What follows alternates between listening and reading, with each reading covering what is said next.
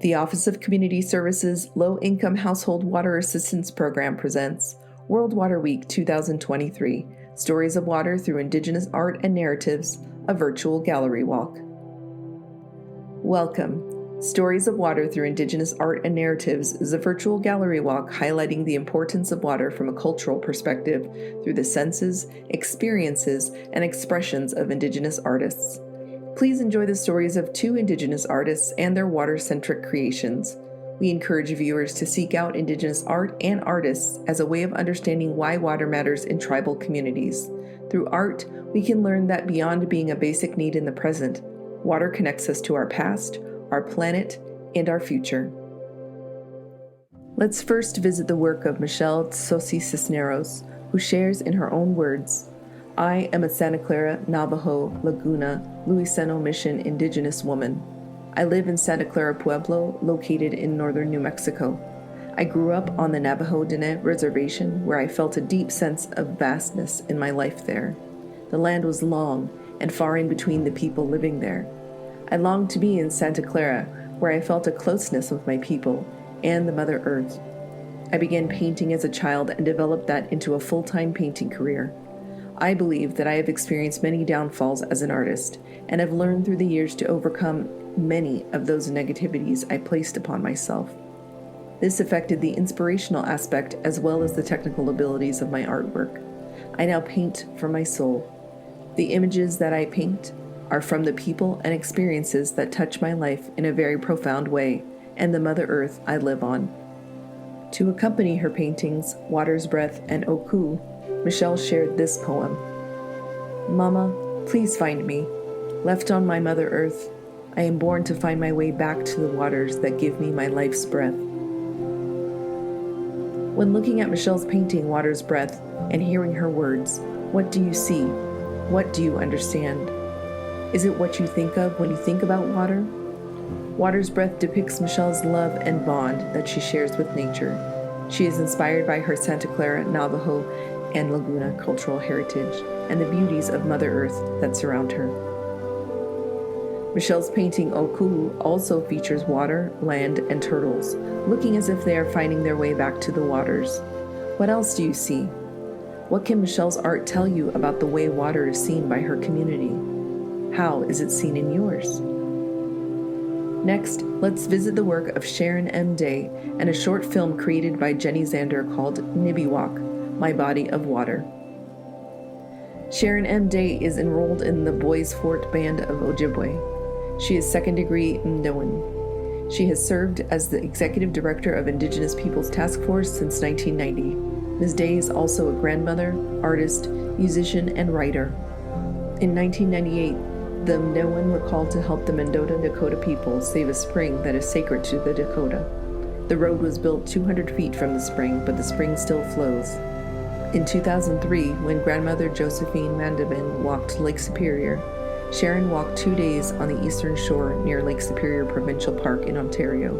Since then, she has led numerous water walks, leading several people each year. The governor of the state of Minnesota and the mayors of both St. Paul and Minneapolis named November 10, 1998, Sharon M. Day Day. Sharon M. Day created the My Body of Water practice to reconnect people to the water. Let's watch as Sharon explains this practice to the people who join her for the Nibi Walk.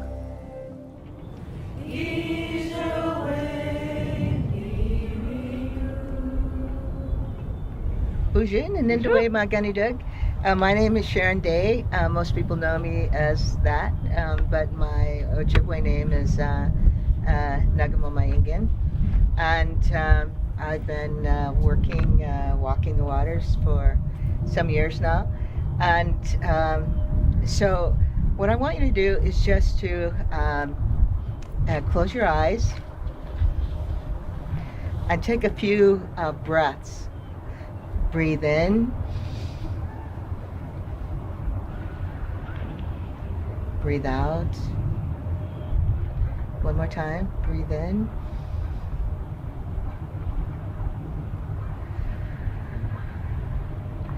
And while you're relaxed and with your eyes closed, I want you to think about a body of water that you know and that you love.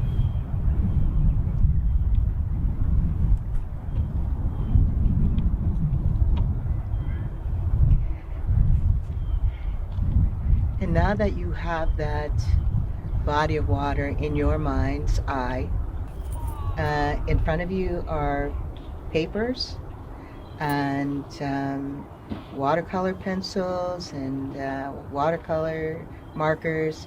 And so just draw. We encourage you to watch the complete 10-minute video, Nibby Walk, My Body of Water, on YouTube.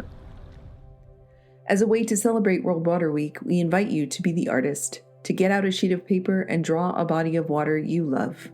Get creative with markers or use what you have in front of you. Then write 3 things you'll do to protect that body of water. You can share your art with our community by sending a photo of your work to tribalta@luxcg.com. We would love to share it with the World Water Week community. As our virtual gallery walk comes to a close, we want to share the ways that water accessibility and affordability are being addressed by the Office of Community Services through the Low Income Household Water Assistance Program, or LIWAP.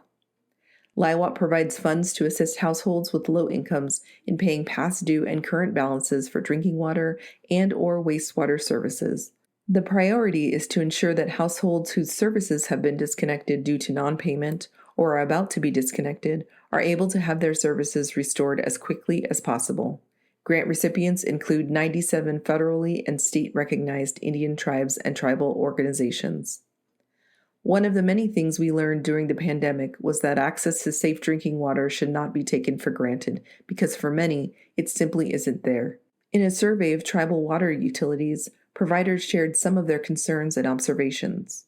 Our community goes to the washateria to get water, to shower, and wash and dry clothes. The local washateria is used by everyone in our community. We are having electricity issues in our community, so our washateria has been closed on and off for many months. This means we have no safe water source for our community. It is affecting our community in a terrible way. People are getting drinking water from creeks and rivers. Also, the washateria being closed means we have no way to keep clean. School is closed a lot of the time due to no water or bathroom usage. It is affecting our children's lives.